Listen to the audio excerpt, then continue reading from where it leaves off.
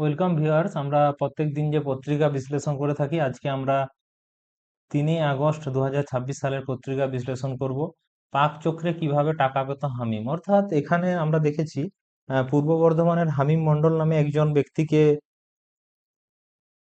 অভিযুক্ত করা হয়েছে। ঠিক আছে, যিনাকে সন্দেহ করা আছে তিনার সঙ্গে পাকিস্তানের যে শাহজাদা ভাটি গোষ্ঠী আছে, জঙ্গি গোষ্ঠী, তার সঙ্গে লেনদেন হতো। তো এই লেনদেনের কি হচ্ছে যে ক্রিপ্টো কারেন্সি যে হয়, ক্রিপ্টো কারেন্সির মধ্যে অর্থনৈতিক লেনদেন হতো পাকিস্তানের জঙ্গি গোষ্ঠীর সঙ্গে হামিম মন্ডলের। ঠিক আছে। এবং আমরা জানি যে পূর্ব বর্ধমানে খাগড়াগড় নামে একটা জায়গা ছিল, যেখানে অনেকদিন আগে একবার বোমা বিস্ফোরণ হয়েছিল। ঠিক আছে। তারপর থেকে কিন্তু সেই জায়গাগুলোতে পুলিশের সন্দেহ ছিল জঙ্গি নাশকতার। ঠিক সেই জায়গা থেকেই তাহলে হামিম মন্ডলকে গ্রেপ্তার করা হয়েছে। ঠিক আছে। ডান দিকে আমরা দেখতে পাচ্ছি যেহেতু আর কয়েকদিন পরেই দুর্গাপুজো, তো তারই প্রস্তুতি শুরু হয়ে গেছে। ঠিক আছে।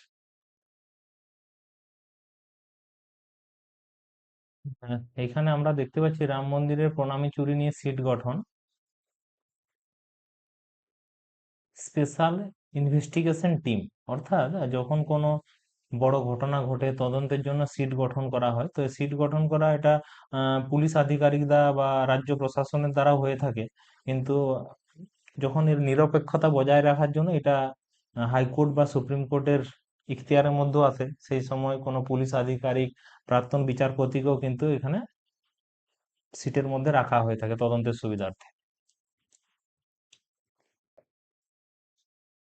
তার ডান দিকে আমরা দেখো বাংলাদেশের চীনা তৎপরতা নিয়ে সতর্কবার্তা রিপোর্ট। অর্থাৎ বাংলাদেশ তাহলে আমাদের প্রতিবেশী দেশ, তাহলে প্রতিবেশী দেশের হচ্ছে কি হচ্ছে বেশ কিছু চীনার যে ঘাঁটি এই প্রতিবেশী দেশে কিন্তু লক্ষ্য করা গেছে আর কি। হ্যাঁ। লক্ষ্য করা গেছে আর একটা সতর্কবার্তা দেওয়া হয়েছে, কারণ বিগত সালে আমরা দেখেছি 2025 সালে যখন বাংলাদেশে ছাত্র আন্দোলনকে কেন্দ্র করে উত্তাল হয়ে পড়ে, সেই সময় কি হয়েছিল, তাদের দেশে যারা দাগিপ্রাপ্ত আসামি যারা জেলে ছিল, তা জেলেও ভাঙচুর হয় এবং তারা জেল থেকে কিন্তু বাইরে বেরিয়ে যায়।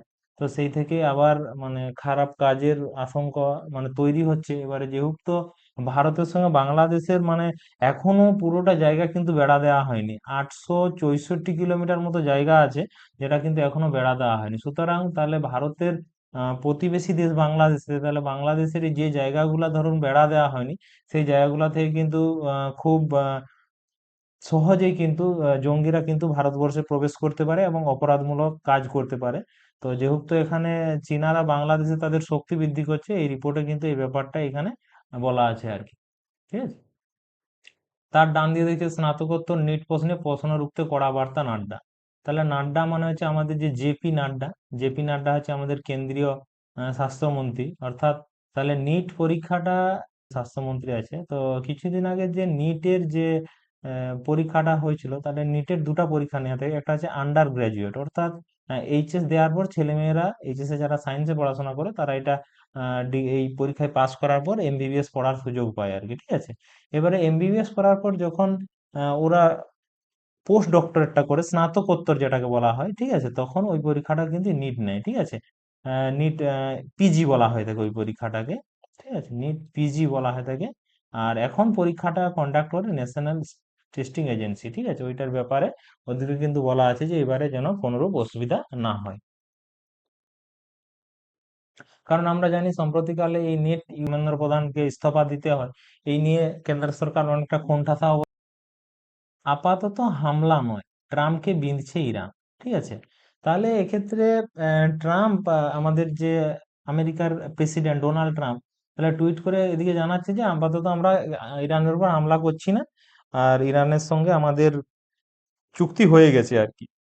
কিন্তু উল্টো দিক থেকে ইরান দাবি করছে যে সেরকম আমেরিকার সঙ্গে ইরানের কোনরূপ সমঝোতা হয়নি। ঠিক আছে।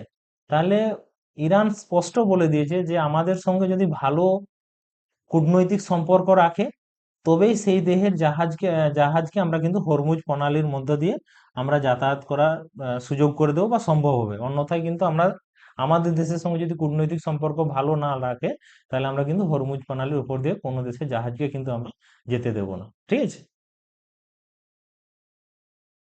বাড়তি দায়িত্বে ইসকন উঠছে মিড ডে মিলের পরিকাঠামোয়, অর্থাৎ আমাদের সম্প্রতিকালে আমাদের রাজ্যের মুখ্যমন্ত্রী ঘোষণা করেছেন যে এখন পাইলট প্রজেক্ট হিসেবে কলকাতার বিভিন্ন স্কুলে মিড ডে মিলের খাওয়ানোর ব্যবস্থা করা হয়েছে। তো মিড ডে মিলে যেহেতু নিরামিষ খাবার দেওয়া হয়, সেক্ষেত্রে বিরোধীদের অনেকে প্রশ্ন ছিল যে তাহলে ডিম দেওয়া হবে না সেক্ষেত্রে। সেক্ষেত্রে আমাদের মুখ্যমন্ত্রী ঘোষণা করেছেন যে ডিম আলাদাভাবে সেখানে পৌঁছে দেওয়ার ব্যবস্থা হবে। ঠিক আছে। আর যেটা সব থেকে মেন ব্যাপার হচ্ছে এই মুহূর্তে কলকাতাতে মাত্র কিন্তু দুটো জায়গায় কিন্তু ইসকন সংস্থার খাবার তৈরি হয়। তো দুটো জায়গায় খাবার তৈরি হওয়ার জন্য কলকাতার বিভিন্ন প্রান্তে খাবার পৌঁছে যেতে একটু প্রথম দিনের ক্ষেত্রে একটু সমস্যায় দেখা গেছে, সেটা একটা চিন্তার কারণ। আর আরেকটা যে বিষয়ে সংশয় তৈরি হয়েছিল যে তারা যারা মিড ডে মিলে রান্না করেন তাহলে কি তারা কর্মচ্যুত হবেন, কিন্তু মুখ্যমন্ত্রী ঘোষণা করেছেন যে না, ওনারা কর্মচ্যুত হবেন না। চারে থামলো ভারত, রাজকীয় সম্বর্ধনা সোনাজয়ী ভারোত্তোলনকে। ঠিক আছে। তাহলে মীরাবাই চানু, মীরাবাই চানু এবারে স্বর্ণপদক পেয়েছেন। তো মীরাবাই চানুর আমরা যদি দেখি 2026 সালে তাহলে তিনি কি পেলেন, গোল্ড পেলেন। ঠিক আছে। আমাদের গ্লাসগো কমনওয়েলথ গেমসে। এবারে 2022 সালেও কিন্তু যে বার্মিংহাম কমনওয়েলথ গেমস ছিল সেখানেও তিনি গোল্ড পেয়েছিলেন। ঠিক আছে। আর 2018 সালে তার 4 বছর আগে যে অস্ট্রেলিয়াতে গোল্ড কোস্টে যে হয়েছিল ওখানেও তিনি গোল্ড পেয়েছিলেন, এবং 2014 সালে যখন গ্লাসগোতে হয়েছিলেন তখন তিনি সিলভার পেয়েছিলেন। ঠিক আছে। 2014 সালে গ্লাসগোতে। তারপরে পরপর কিন্তু তিনবারই সোনা জয় করে তিনি হ্যাট্রিক করলেন। এখন তিনি বলছেন যে আমার পরের লক্ষ্য হচ্ছে আমার এশিয়ান গেমসে আমি সোনা জিততে চাই। ঠিক আছে, পরবর্তী এশিয়ান গেমসে। মীরাবাই চানুর বাড়ি হচ্ছে মণিপুরে। ঠিক আছে। পরে আমরা দেখতে পাচ্ছি যে পদকজয়ী বক্সাররা। ঠিক আছে। প্রথমে আছে জাসমিন, বাম দিক থেকে আমি বলছি, বাম দিক থেকে আছে লাভলিনা বরগোহাই আছে, এটা হচ্ছে লাভলিনা বরগোহাই। তারপরে আছে জাসমিন লম্বোরিয়া। ঠিক আছে। তারপরে পিয়া গানগাস। আর তারপরে হচ্ছে প্রীতি পাওয়ার। তারপরে সাক্ষী চৌধুরী আছেন, এবং তারপরে আছেন অরুন্ধতী চৌধুরী। ঠিক আছে।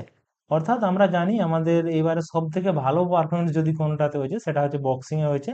7টা গোল্ড হয়েছে আর 3টা সিলভার হয়েছে। টোটাল বক্সিং থেকে 10টা পদক এসেছে। মোট পদক তাহলে এসেছে কতগুলা, 13, 17 প্লাস 9, 13টা গোল্ড, 17টা সিলভার আর 9টা ব্রোঞ্জ। তাহলে টোটাল এসছে 39টা, এবং চতুর্থ স্থানে কিন্তু আছে। ঠিক আছে। আর এর পরের কমনওয়েলথ গেমস খেলা হবে 2030 সালে ভারতবর্ষের আহমেদাবাদে হবে। এটা হবে 100তম কমনওয়েলথ গেমস। 100 কেন, প্রথম কমনওয়েলথ গেমস 1930 সালে শুরু হয়েছিল, যে বছর প্রথম বিশ্বকাপ ফুটবল শুরু হয়েছিল। ঠিক আছে। পদুচেরিতে শশাঙ্ক, অর্থাৎ আমরা আলোচনা করেছিলাম যে মোহাম্মদ শামির উত্তরপ্রদেশে বাড়ি কিন্তু পশ্চিমবঙ্গের হয়ে রঞ্জি ট্রফি খেলেন। তো সেরকম এখানে আমরা দেখতে পাচ্ছি যে ওই শশাঙ্ক সিং ছত্তিশগড়ের খেলোয়াড়, কিন্তু এর পর থেকে তিনি পদুচেরির হয়ে খেলবেন। এবং প্রসাদ পাওয়ার মহারাষ্ট্রের মুম্বাইয়ের থেকে বাদ দিয়ে তিনি পদুচেরি হয়ে খেলবেন। অনেক সময় কি হয়, ওই জায়গাটাতে হয়তো অনেক ভালো খেলোয়াড় থাকার জন্য উনি হয়তো চান্স পাচ্ছেন না, সেক্ষেত্রে কিন্তু উনি অন্য রাজ্যের হয়ে খেলতে পারেন। ঠিক আছে। এবং এটা আন্তর্জাতিক ক্ষেত্রেও দেখা যায়। এলিনা রাইবাকিনা প্রথম 2018 সাল অব্দি একটা দেশের হয়ে খেলেছিলেন, তারপরে যে টেনিস খেলোয়াড় ছিল অন্য একটা দেশের হয়ে খেলেছিলেন। ঠিক আছে। ভারতের মানচিত্র নিয়ে উত্তর পূর্ব ক্ষুব্ধ লাভলিনা, অর্থাৎ কি হয়েছিল আমাদের লাভলিনা, অর্থাৎ কি হয়েছিল আমাদের কমনওয়েলথ খেলোয়াড় গেমসে বক্সার যারা ছিল তাদেরকে একটা রেস্টুরেন্টে ইনভাইট করা হয়েছিল, এবং ওই রেস্টুরেন্টের মালিক তিনি ভারতীয় ছিলেন। তো ওইখানে যাওয়ার পর তিনি ওইখানে ক্যাফেতে ইন্ডিয়ার যে ম্যাপ ছিল, ম্যাপের ওই উত্তর পূর্বের রাজ্যগুলা দেয়া ছিল না, ওইটা তিনি বলেন আর কি। ঠিক আছে। তাহলে এখানে আমরা একটা দেখবো যে মেডেল টেলিতে প্রথমে কিন্তু অস্ট্রেলিয়া আছে, তারপরে ইংল্যান্ড, তারপরে কানাডা, তারপরে ইন্ডিয়া আছে। ঠিক আছে। প্রথমটা আমরা জানবো আমরা এখানে দেখতে পাচ্ছি তাইপে ওপেন জেতার পর তানভি, অর্থাৎ তানভি শর্মা। তানভি শর্মার বাড়ি হচ্ছে পাঞ্জাবে।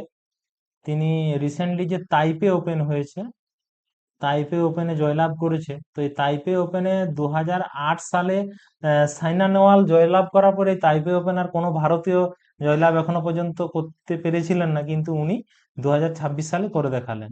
তানভি শর্মা কোথায় বাড়ি, তানভি শর্মার বাড়ি হচ্ছে পাঞ্জাব। তানভি শর্মার বাড়ি হচ্ছে পাঞ্জাব। ঠিক আছে। আচ্ছা, এখানে আরেকটা জিনিস, জাসমিন লাম্বোরিয়া, জাসমিন লাম্বরিয়া কিন্তু আমাদের যে অলিম্পিকের যে শেষের যে অনুষ্ঠানটা, সমাপ্তি অনুষ্ঠানে কিন্তু তিনি সমাপ্তি অনুষ্ঠানে কিন্তু জাতীয় পতাকা বহন করেছিলেন। আর আরেকটা জিনিস আমি মনে করিয়ে দিই, উদ্বোধনী অনুষ্ঠানে তখন জাতীয় পতাকা বহন করেছিলেন লাভলিনা বোরগোহাই আর মীরাবাই চানু। হরমনপ্রীত অধিনায়ক এশিয়া কাপে, অর্থাৎ আমরা দেখেছিলাম যে ইংল্যান্ডের টি-20 ওয়ার্ল্ড কাপে মেয়েদের ভালো পারফরমেন্স ছিল না, তা সত্ত্বেও কিন্তু হরমনপ্রীতকে ক্যাপ্টেন এবং স্মৃতি মন্দানাকে কিন্তু ভাইস ক্যাপ্টেন করা হয়েছে। এবং রিসেন্টলি দেখা যাচ্ছে আমাদের এশিয়াতে যে কয়েকটা দল আছে, পাকিস্তান, বাংলাদেশ, শ্রীলঙ্কা, তো সেক্ষেত্রে দেখা যাচ্ছে ভারতেই কিন্তু জয়ী হওয়ার সম্ভাবনা রয়েছে। আমাদের এই ক্লাস মনোসংযোগ দিয়ে দেখার জন্য আপনাদের সবাইকে অসংখ্য ধন্যবাদ। আপনাদের বিশ্বাস ও অনুপ্রেরণায় আমাদের পথ চলার শক্তি। সাথেই থাকুন, আগামীর পথ চলা আরো সুন্দর হোক। আর যদি ভালো লাগে আমাদের এই পত্রিকা বিশ্লেষণ, অবশ্যই লাইক শেয়ার করুন এবং আমাদের চ্যানেলটা সাবস্ক্রাইব করুন। আমরা প্রত্যেকদিন সন্ধ্যা 6টার সময় এই পত্রিকা বিশ্লেষণটা দেওয়ার চেষ্টা করব। আর আপনাদের যদি কোনো মতামত থাকে আপনারা অবশ্যই কমেন্ট করে জানাবেন, আমরা সেই ব্যাপারের উপর আলাদা এক্সট্রা কোনো ভিডিও নিয়ে আসার চেষ্টা করব। ধন্যবাদ। Bye bye. ভালো থাকুন, সুস্থ থাকুন। জয় হিন্দ।